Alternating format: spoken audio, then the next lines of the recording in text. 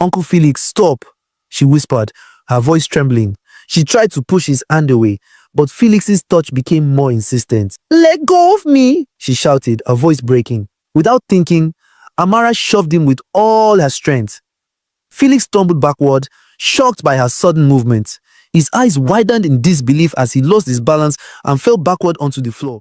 Amara Obi was a bright and lively 16-year-old girl in her senior year of secondary school. She loved writing short stories, playing basketball, and spending time with her friends. Her teachers often praised her creativity, and her classmates admired her confidence on the basketball court. But most days, Amara came back from school to an empty house. Her parents, Mr. and Mrs. Obi, owned a thriving electronics shop in town.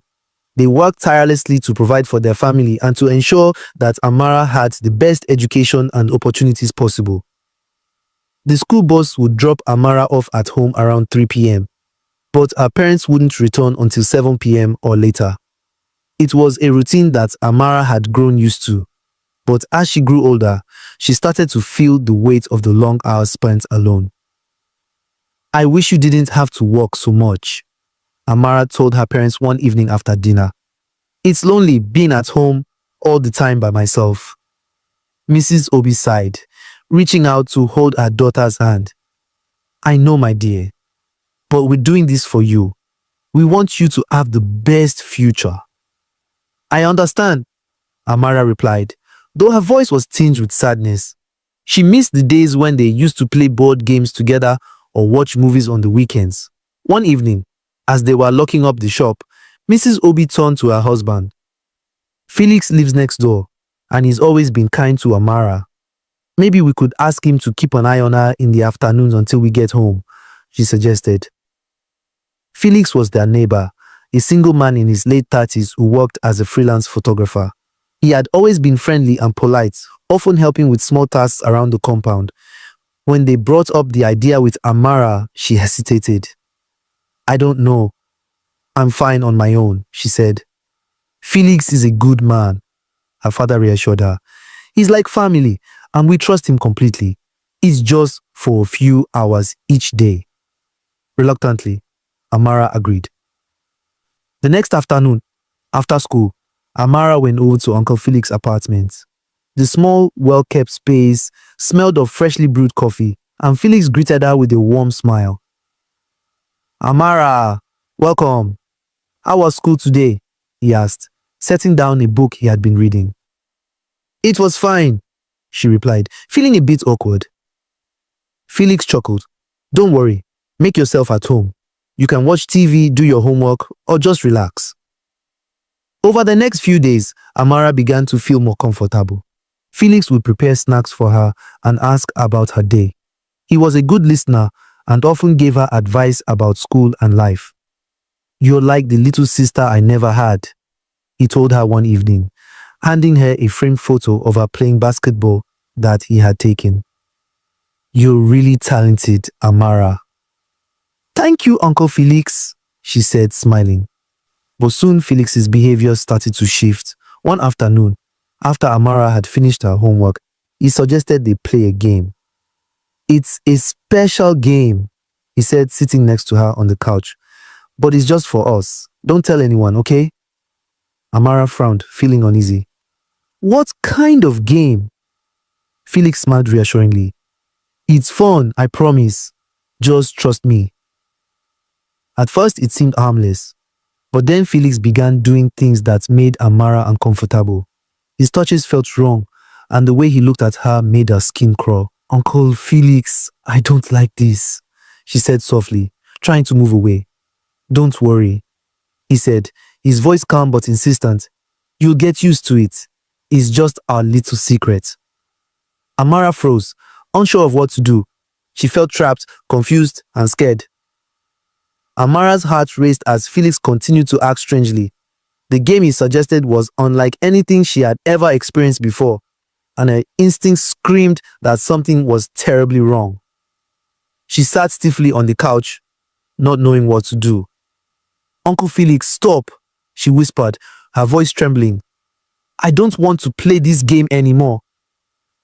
Felix, sensing her discomfort, gave her a warm but unsettling smile. Don't be like that, Amara. You'll see, it's just something special we share. His hand moved closer to her arm, and she recoiled instinctively. Amara's pulse thundered in her ears as she felt his grip tighten on her shoulder. She tried to push his hand away, but Felix's touch became more insistent. She could feel her body tensing with fear. "Let go of me!" she shouted, her voice breaking. She wasn't sure why her body had started to shake, but something deep inside her told her that this was the moment she had to act, before things went even further. Without thinking, Amara shoved him with all her strength. Felix stumbled backward, shocked by her sudden movement. His eyes widened in disbelief as he lost his balance and fell backward onto the floor. Amara didn't wait to see if he would get up. Her breath was coming in quick gasps, and every instinct told her to run. She bolted from the couch and sprinted to the door, her heart pounding as she heard Felix groan behind her. "Amara, wait!" Felix's voice called out weakly, but Amara didn't look back. She flung open the door and ran into the hall, her feet pounding against the floor. She dashed outside, not caring if anyone saw her. Her only thought was to get away. Her mind was a whirlwind of panic and confusion as she raced down the stairs and into the street. It felt like the entire world was closing in on her, but she couldn't stop. Her breath was ragged and her legs burned, but she kept running. Away from the house, away from the danger. Amara ran all the way home, not stopping once. She didn't even pause to check if Felix was following her. When she finally reached the front door, she burst inside, gasping for air. Her mother was in the kitchen, preparing dinner when Amara crashed into the house, her face pale and her body trembling. "Amara, what's wrong?" Mrs. Obi asked, her voice filled with concern as she rushed to her daughter's side. Amara collapsed into her arms, still shaking with fear. "Mom, Uncle Felix, he touched me. I don't want to go back there. Please, I can't go back." Her words were a jumble of distress and terror.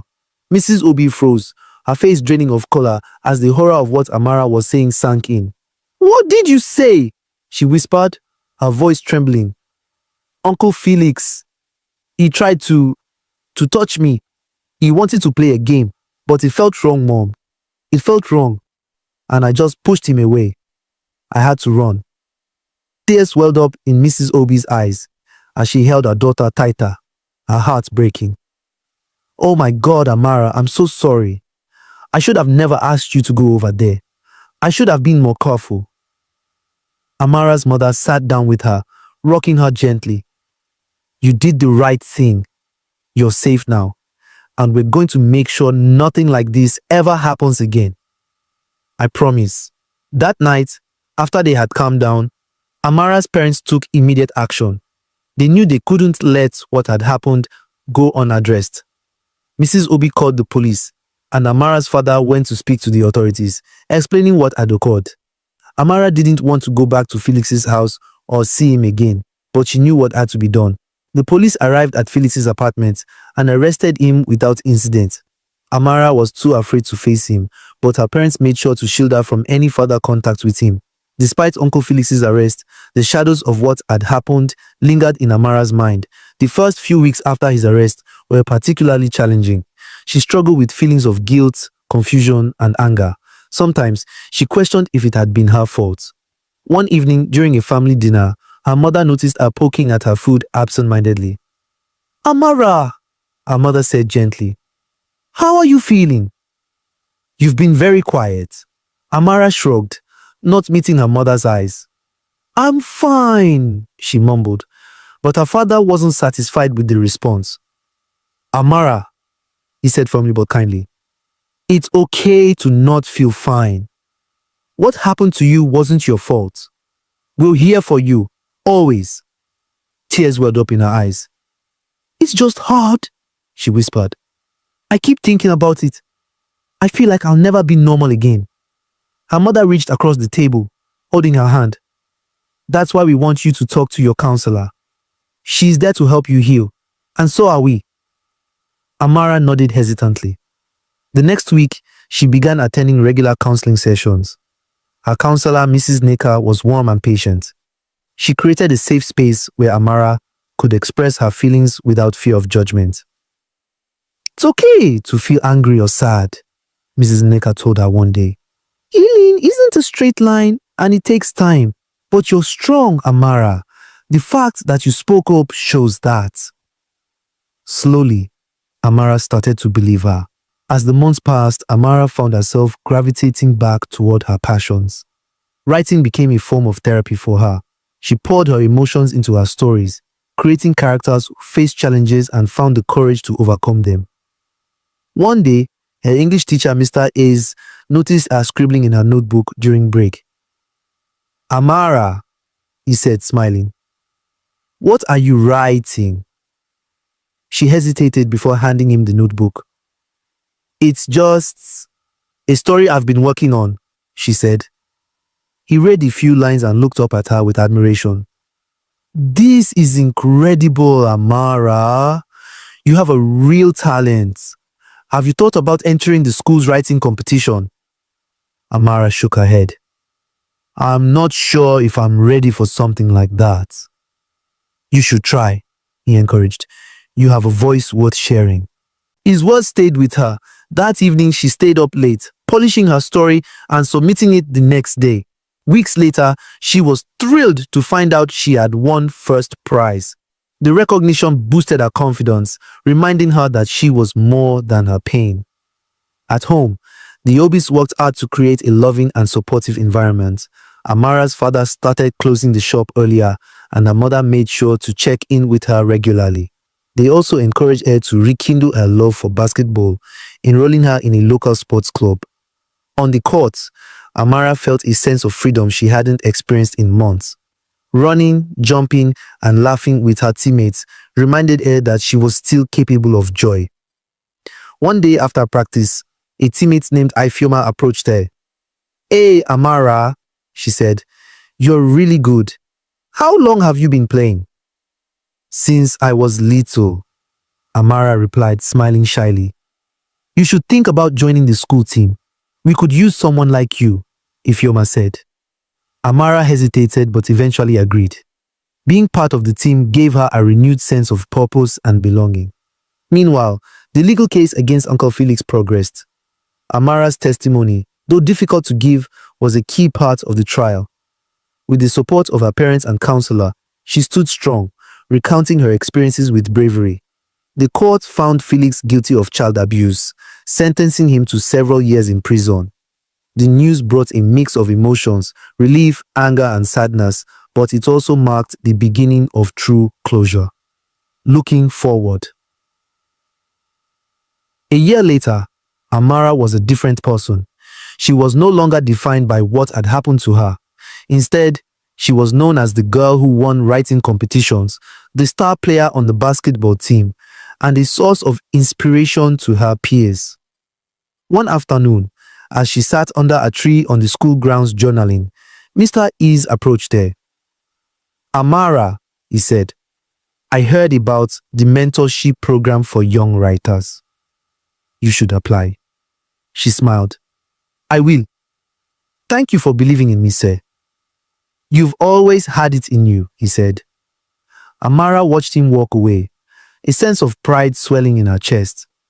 She had faced unimaginable challenges, but she had emerged stronger, wiser, and more determined than ever. For the first time in a long time, she looked toward the future with hope.